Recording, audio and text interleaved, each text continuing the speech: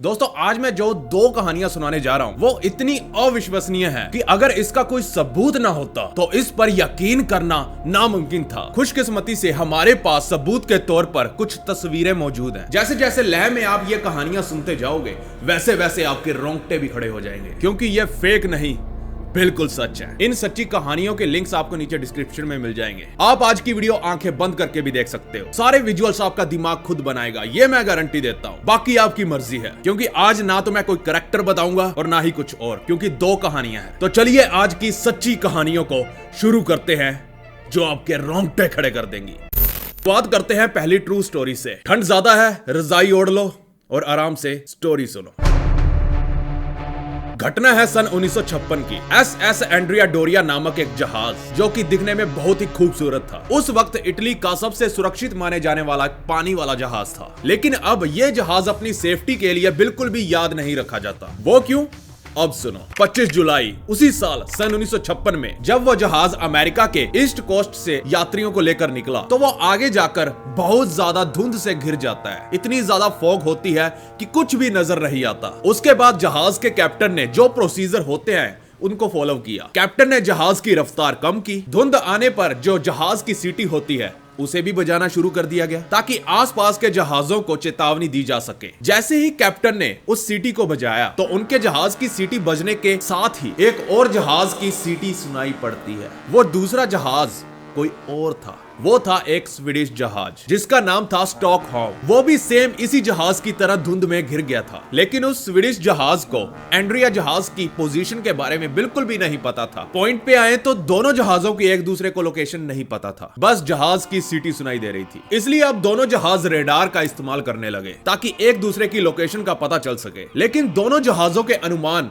बिल्कुल गलत निकले। जो भी दोनों जहाजों के कैप्टन्स ने रेडार में देखा वो उसे समझ नहीं पा रहे थे, ना ही दोनों जहाज एक दूसरे से संपर्क कर पा रहे थे, जबकि वो एक दूसरे के ओर ही बढ़ रहे थे। जब तक वो दोनों जहाज एक दूसरे को देख पाए तब तक बहुत देर हो चुकी थी। दोनों जहाज एक दूसरे से टकरा चुके थे। उस रात लगभग 11 बजे के करीब स्टॉकहोम जहाज की चोंच यानी उसका अगला नुकीला हिस्सा सीधा जाकर सामने की तरफ से आ रहे एंड्रिया जहाज के बीच में जाकर लगा और उसके बीचों बीच चीरता हुआ उसके अंदर 40 फीट तक घुस गया। इस टकराव के कारण एंड्रिया डोरिया जहाज के करीब 40 यात्रियों की मौत हो गई और 5 यात्री स्टॉकहोम के भी मारे जाते हैं। इस हादसे की खबर पूरी दुनिया में फैल गई और दुनिया की हर बड़ी अखबार में इस घटना का जिक्र होने लगा, जिसमें अमेरिका का सबसे बड़ा चैनल ABC न्यूज भी था। और न्यूज चैनल का न्यूज एंकर जिसने इस हादसे को कवर किया उसका नाम था एडवर्ड मॉर्गन, जिसकी 14 साल की बेटी शिकार हुए उसी एंड्रिया जहाज के अंदर मौजूद थी, जिसकी अभी तक कोई खबर नहीं थी। वो उन्हीं गायब हुए लोगों के अंदर शामिल थी जिनकी अभी तक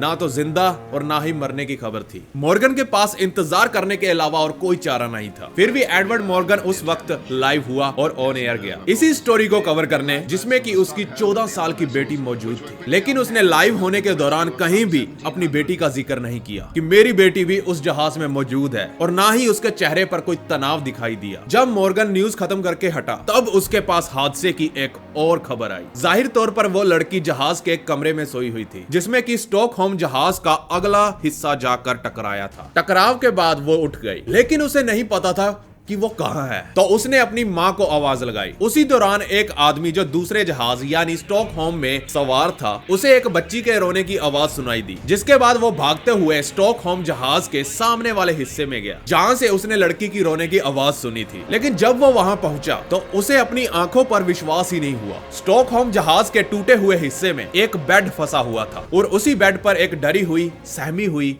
लड़की बैठी हुई थी। लेकिन बेड इस तरह से फंसा हुआ था जिससे कि उसके ऊपर बैठी लड़की बिल्कुल सुरक्षित थी, और उस लड़की का नाम था लिंडा मॉर्गन। तो हुआ ये, जब स्टॉकहोम जहाज एंड्रिया जहाज से टकराया तो स्टॉकहोम जहाज का नुकीला हिस्सा लिंडा मॉर्गन के कमरे में घुस गया और उसके बेड के नीचे से होकर और आगे घुसता रहा। जब स्टॉकहोम जहाज घुसने के बाद वापस बाहर निकला तो निकलने के साथ साथ बेड जिसके ऊपर लिंडा मॉर्गन सोई हुई थी उसका बेड भी स्टॉकहोम जहाज के चोंच पर टंग कर वापस बाहर आ गया। जब न्यूज एंकर एडवर्ड मॉर्गन को यह पता चला कि उसकी बेटी लिंडा मॉर्गन उर्फ चमत्कारी गर्ल अभी भी जिंदा है तो वो इमोशनल हो गया और वापस से लाइव हुआ। लेकिन इस बार उसने अपनी बेटी के बारे में भी बताया। उसकी सर्वाइवल स्टोरी को सभी के साथ शेयर किया। यही नहीं, उसने ये भी बताया कि इस न्यूज को बताना उसके लिए कितना मुश्किल था, जिसके अंदर उसकी बेटी भी मौजूद थी, बिना जाने कि वो जिंदा भी है या नहीं। लिंडा ने पूरी तरह से छोटी मोटी चोटों से रिकवरी कर ली। उसकी बाजू में सिर्फ एक फ्रैक्चर हुआ था। बस अब उसे उस हादसे के डर को भुलाना था, क्योंकि अब उसके सौतेले पिता और बहन दोनों इस हादसे में मर गए थे। Over and out. चलो दूसरी कहानी पर चलते हैं। मैं इस बार 2 कहानियां क्यों बता रहा हूं? क्योंकि मैं कई दिनों के लिए लापता होने वाला हूं, इसी वजह से। चलो दूसरी सच्ची कहानी को शुरू करते हैं, जिसे सुनने के बाद आप भी कांप उठोगे। 6 सितंबर सन 2006 एक 51 साल की औरत जिसका नाम था सूजन कूनहाउजन, जो कि पोर्टलैंड ओरिगॉन में अपनी इमरजेंसी रूम नर्स वाली जॉब से वापस लौट रही थी, और वो रास्ते में हेयर सलून में अपने हेयर डाई करवाने के लिए रुक जाती है। और जब तक उसकी बारी नहीं आती, वो तब तक मैगजीन पढ़ने लग जाती है। और जैसे ही वो लास्ट पन्ने तक पहुंचती है, वहां पर लिखा हुआ एक कोट उसे अपनी ओर आकर्षित करता है। उस कोट में लिखा हुआ था, I will not live an unlived life, I will not live in fear, यानी मैं एक अधूरा जीवन नहीं जीऊंगी और ना ही मैं डरूंगी। और उस वक्त सूजन का अपने घर वाले यानी माइक के साथ झगड़ा चल रहा था, और वो 18 सालों से शादीशुदा थी, और उनका रिश्ता गहरा होने की जगह काफी जहरीला होता जा रहा था। और आखिर में सूजन ने काफी हिम्मत जुटाकर माइक के सामने डाइवोर्स की मांग रख दी। लेकिन माइक उसे डाइवोर्स नहीं देना चाहता था, क्योंकि वो अपनी पत्नी को नहीं छोड़ना चाहता था। गुस्सा तो जरूर करता था, पर वो अंदर से उसे प्यार भी करता था, और इसी वजह से उनके बीच कड़वे और भयानक झगड़े होते रहते थे। और सूजन इन झगड़ों से दूर रहना चाहती थी, और इस तरह के कोर्ट ने उसे और भी मोटिवेट कर दिया जो वो करना चाहती थी, यानी एक मुश्किल फैसला अपने पति से अलग होने का। उसके 1 घंटे बाद वो सलून से बाहर निकलती है अपने न्यू हेयर कलर के साथ, और इस बार उसने लाइट ब्राउन हेयर कलर करवाया था। फिर वो अपनी कार में बैठी और घर पहुंच गई। वहां पहुंचकर उसने अपनी कार को घर के बिल्कुल सामने पार्क किया। फिर वो घर के पिछले दरवाजे से घर के अंदर चले गई। फिर अंदर जाते ही उसे अपने किचन में माइक्रोवेव के साथ एक नोट पड़ा हुआ दिखा, जो कि उसके पति ने उसके लिए लिख रखा था, क्योंकि अभी तक वो साथ में ही रह रहे थे। माइक अपनी पत्नी को प्यार से सू बुलाता था, और उस नोट में लिखा हुआ था, सू, मुझे सोने में दिक्कत हो रही है और इसीलिए मैं समंदर के किनारे जा रहा हूँ और कुछ दिन बाद ही लौटूंगा। और ये पढ़कर उसने नोट वापस रख दिया, और उसके बाद उसने घर के अंदर जाने वाला दरवाजा खोला, जो कि सीधा हॉल में जाकर ही खुलता था। और जैसे ही उसने वो दरवाजा खोला, यहीं से कहानी के ट्विस्ट शुरू हो जाते हैं। दरवाजा खोलते ही उसे बीपिंग की आवाज सुनाई देती है, जो कि घर की सिक्योरिटी अलार्म की आवाज थी। उसने अलार्म कोड लगाया और उस अलार्म को बंद किया, और उसके बाद वो पूरे घर से हुई घर के मेन दरवाजे की ओर पहुंची। उसने घर के मेन दरवाजे को खोला और बाहर मेल बॉक्स तक गई, मेल बॉक्स चेक किया और घर में वापस लौट आई, और आने के बाद उस मेन दरवाजे को यानी उस फ्रंट डोर को बंद कर दिया। उसने अपने जूते उतारे और किचन की ओर बढ़ने लगी। अभी वो आधे रास्ते ही पहुंची थी कि तभी उसकी नजर लेफ्ट में गेस्ट रूम में पड़ी, और उस रूम में बिल्कुल अंधेरा हो रखा था। हर सुबह काम पर निकलने से पहले वो घर के सारे पर्दे खोल देती थी, ताकि शाम तक सूरज की रोशनी घर के अंदर पड़ सके। तो फिर वो सोचने लगी कि क्या मैंने आज सुबह पर्दे खोले भी थे या नहीं? अगर खोले होते तो रूम में इतना अंधेरा नहीं होता। तो जब वो उस रूम की ओर देख रही थी, तभी एक आदमी जिसे वो बिल्कुल भी नहीं जानती थी, वो उस रूम से बाहर की ओर निकला और उसी की तरफ बढ़ने लगा। उसकी मीडियम सी हाइट थी और मीडियम थिन बॉडी थी, और उसने अपने सर पर एक हैट पहना हुआ था, जिससे उसकी आंखें भी छिपी हुई थी, और उसने येलो कलर के रबर ग्लव्स पहने हुए थे, और हाथ में एक बड़ा सा हथौड़ा भी पकड़ा हुआ था, और वो लगातार सूजन की ओर बढ़ रहा था। काफी लोगों के लिए घर में एक अजनबी का होना, और वो भी जिसके हाथ में एक हथौड़ा पकड़ा हो और आप ही की तरफ बढ़ रहा हो, इतना समझने के लिए काफी है कि वहां से पीछे मुड़कर दुम दबाकर भाग लेना चाहिए। लेकिन नहीं, सूजन के लिए इतना काफी नहीं था, और ऐसा इसलिए क्योंकि सूजन पिछले 30 सालों से एक इमरजेंसी रूम में नर्स का काम कर रही थी, और इन सालों के दौरान उसने बहुत सारे लोगों की पसलियों को काट कर उनके दिल की मसाज की है, ताकि हार्ट के पंप करने की क्षमता को वापस लाया जा सके। उसे और उसके साथ काम करने वाली बाकी नर्सेस को सेल्फ डिफेंस के लिए रेगुलरली ट्रेन किया जाता था। तो इसलिए सूजन उस आदमी को देखती रही जो उसकी ओर बढ़ रहा था, और उसकी 30 सालों की तैयारी जिसमें उसने सेल्फ डिफेंस सीखा, जो कि उसे लग रहा था कि इसी मूवमेंट के लिए था। यानी ऐसी परिस्थिति उसके सामने 30 सालों में पहली बार आई थी, तो सूजन उसका सामना करने के लिए बिल्कुल तैयार थी, या यूं कह लो पिछले 30 सालों से वो तैयार ही थी हमलावरों से सामना करने के लिए। तो सूजन ब्रूस ली जितनी तेज रफ्तार से उस अनजान आदमी की तरफ दौड़ी जो उसी की तरफ आ रहा था और सूजन ने जाकर उसे पकड़ लिया। उसने अपने दिमाग में सोचा कि वो हमलावर के जितना करीब जाएगी वो उतना ही सुरक्षित रहेगी, क्योंकि नजदीक से हमलावर अपने हथौड़े से जोर से वार नहीं कर पाएगा। तो सूजन उसके साथ जाकर भिड़ गई, जबकि वो सिर्फ 5 फुट 5 इंच की ही थी और हमलावर करीब 5 फुट 9 इंच। लेकिन अगर वेट के हिसाब से देखा जाए तो सूजन काफी भारी थी। तो जैसे ही सूजन हमलावर से जोर से जाकर टकराई तो हमलावर दीवार से जोर से टकराया। हमलावर ने सूजन के सर पर हथौड़े से वार तो किया, लेकिन वो इतना काफी नहीं था जिससे कि सूजन को चोट पहुंच सके। उस हथौड़े की चोट से सूजन को ज्यादा कुछ महसूस नहीं हुआ और अभी भी सूजन ने उसे पकड़ा हुआ था ताकि हमलावर उस पर वार ना कर सके। सूजन उस पर जोर जोर से चिल्ला रही थी और उससे पूछ रही थी, कौन हो तुम और तुम्हें क्या चाहिए? यह सब सूजन ने इसलिए पूछा क्योंकि वो आदमी बिना इजाजत के किसी और के घर में था, यानी सूजन के, और ऐसा सिर्फ चोर ही करते हैं। सूजन ने तो ये तक भी कह दिया था कि तुम्हें जो चीज चाहिए वो तुम ले जाओ, लेकिन उस आदमी ने कुछ नहीं बोला।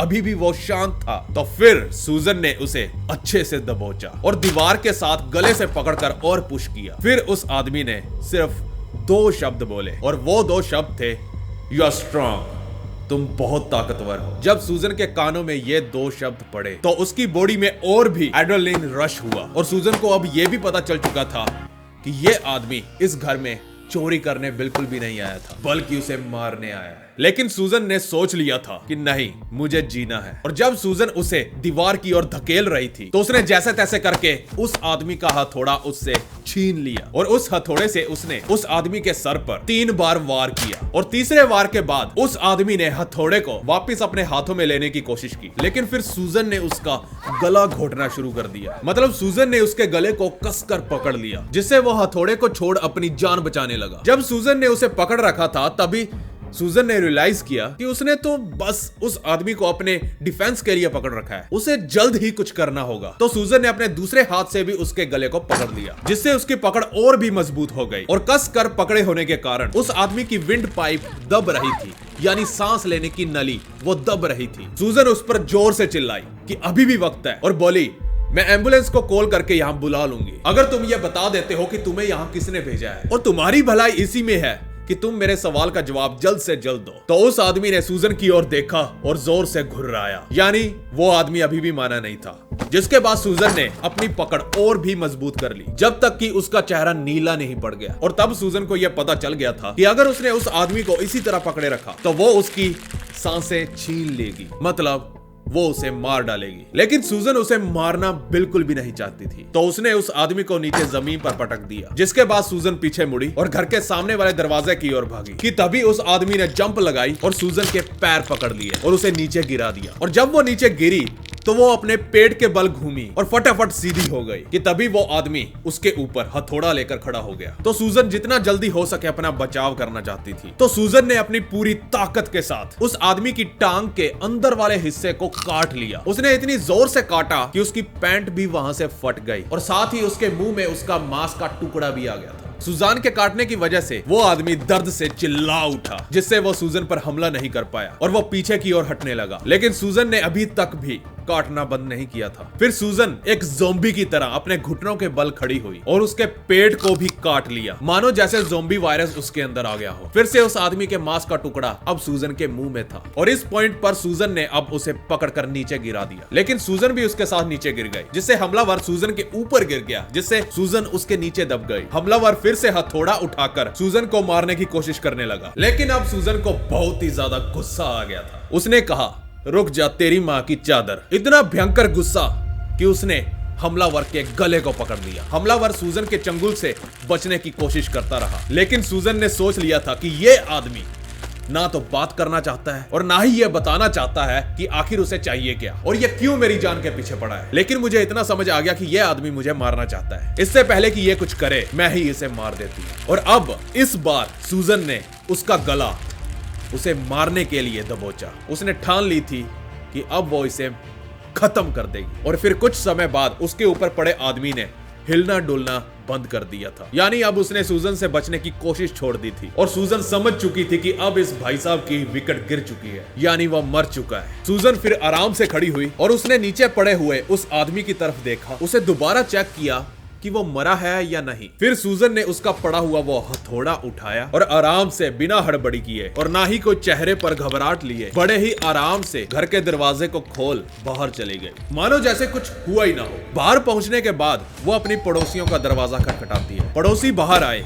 उसे देख हैरान। उन्होंने देखा और पूछा कि तुम्हें क्या हुआ है, क्योंकि सूजन के कपड़े तहस नहस हो चुके थे। चेहरे पर खरोचों और चोटों के निशान थे और हाथ में वही हथौड़ा पकड़ा हुआ था जो कुछ वक्त पहले उसकी जान लेने वाला था। लेकिन सूजन रिलैक्स थी, मानो जैसे कि कुछ हुआ ही ना हो, वो बिल्कुल ठीक हो। उसके बाद पड़ोसियों ने सूजन से पूछा कि तुम्हें क्या हुआ है और तुम्हारे हाथ में यह हथौड़ा किस लिए है। तो सूजन उन्हें बताती है कि मेरे घर में घुसपैठिया घुस आया था, वो मुझे मारना चाहता था पर मैंने ही उसे टपका डाला और अब मुझे पुलिस को कॉल करना है, इसलिए मैं तुम्हारे पास आई हूँ। तो उसके पड़ोसियों ने कहा ठीक है, आ जाओ अंदर। फिर सुजान कहती है मुझे एक पानी का गिलास चाहिए। वो पानी का गिलास पीते हुए पुलिस से बात करने लगी और बड़े ही आराम से उन्हें सब कुछ बताया। कुछ ही समय में वहां पुलिस और पैरामेडिक की टीम आ पहुंची और उन्होंने कंफर्म किया कि हमलावर मर गया है और जो हमलावर उसे मारने आया था, इन्वेस्टिगेशन के दौरान पता चला कि उसका नाम एड हाफी था और वो 59 सालों का था, जो कि आम नागरिक तो बिल्कुल नहीं था बल्कि वियतनाम वॉर का सिपाही रह चुका था। इन्वेस्टिगेशन के दौरान यह भी पता चला कि वो काफी क्राइम कर चुका था, लेकिन इस बार सूजन के साथ उसका मुकाबला था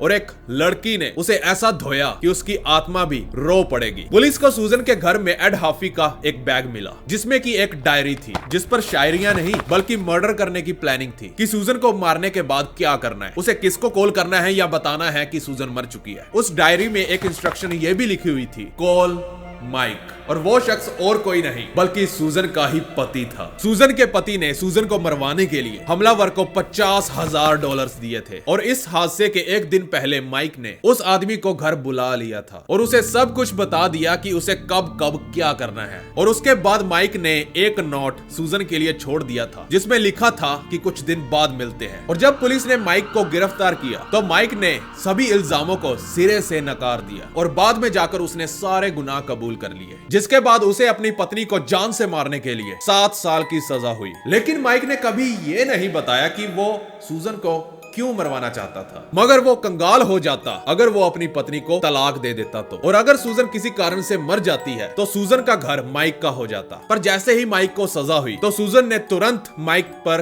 केस ठोक दिया, वो भी पूरे $10 लाख का, क्योंकि सूजन सुनिश्चित करना चाहती थी कि वो कंगाल ही मरे, उसके पास कुछ ना बचे और वो दोबारा ऐसी हरकत करने की बिल्कुल भी कोशिश ना करे। तो इस कहानी से हमें क्या सीखने को मिला? फीमेल्स को कभी भी अंडर एस्टिमेट नहीं करना चाहिए। अगर वो अपने सेल्फ डिफेंस के लिए थोड़ी सी भी ट्रेनिंग ले ले तो वो मर्दों के परखच्चे भी उड़ा सकती हैं। कुछ लोग इस कहानी को ज्यादा इंटरेस्टिंग नहीं समझेंगे, लेकिन मैंने ये इसलिए बताई ताकि आज के जमाने की लड़कियां भी ये समझ सकें कि तुम भी किसी से कम नहीं हो। अपनी सेल्फ डिफेंस करना खुद सीखो, आत्मनिर्भर बनो। Over and out.